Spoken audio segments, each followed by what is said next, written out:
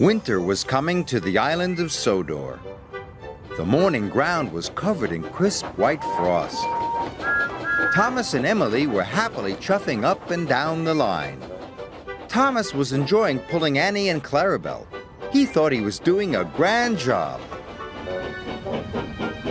But Emily had other ideas. She thought he could be doing an even grander job. So Emily decided to help Thomas by telling him what he was doing wrong. When she saw him puffing down the branch line, she cried out, "Slow down! You're going too fast and bumping your passengers."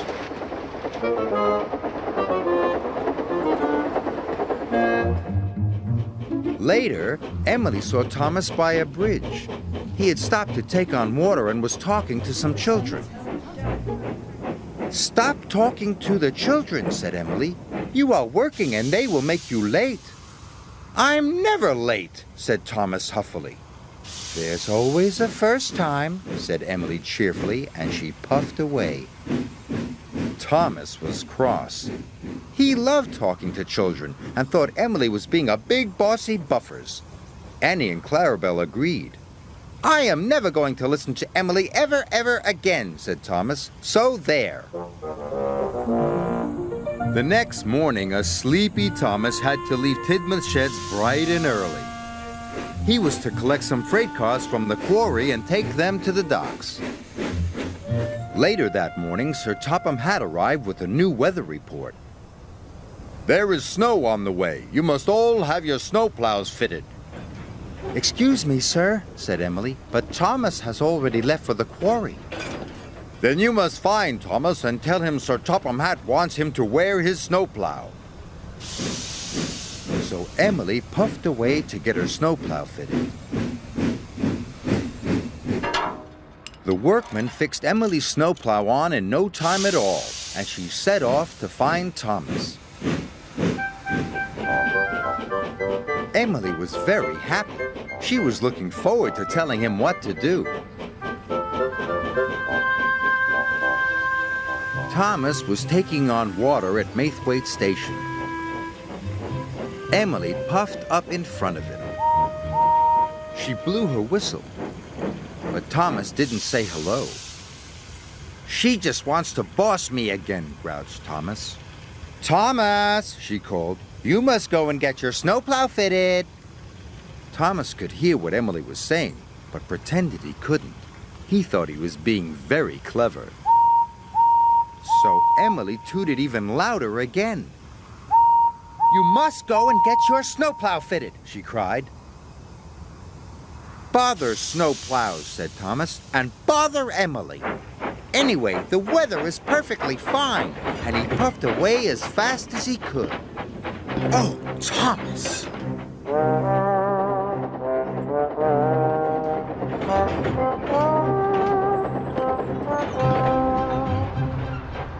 Thomas delivered the freight cars to the quarry, then set off to collect cream from the dairy. Everything was going well. But soon, the clear blue sky was eaten away by dark gray clouds. "They look like snow clouds to me," said his driver. And he was right. Soon, big flakes of white snow began to fall. Then the snow gathered into drifts and covered the tracks. "Cinders and ashes," cried Thomas as his wheels began to slip. Snow fell all over the island. Emily cut safely through the drifts with her snowplow. Thomas will be in trouble now. Emily was right. Thomas was working harder and harder, but he had to go more and more slowly. "We can't go on," said his driver. Thomas pulled to a slow, sad stop by a signal box.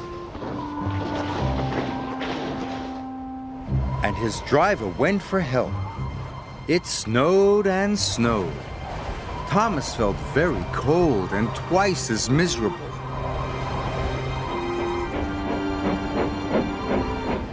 Then he heard the sound of an engine.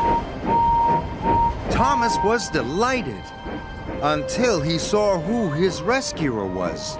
It was Emily. "I told you to go and get your snowplow. Now look what's happened." Thomas was still cross. "You should say sorry for bossing me about."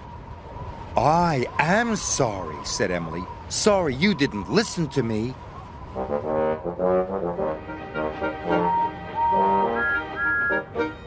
Emily and Thomas chuffed into Tidmouth's sheds. Sir Topham Hatt was waiting. He did not look happy. "Emily, you must take Thomas to get his snowplow fitted at once," said Sir Topham Hatt sternly. "Thomas, you must learn to listen." Thomas felt bad. He didn't know it was Sir Topham Hatt who wanted him to wear his snowplow. Emily felt bad too. She didn't like seeing Thomas in trouble. "I'm sorry, sir," she said. "I forgot to tell Thomas it was your idea." "You mean I have two engines that don't listen?" boomed Sir Topham Hatt. "Well, I never." "Emily, you must take Thomas to get his snowplow fitted at once."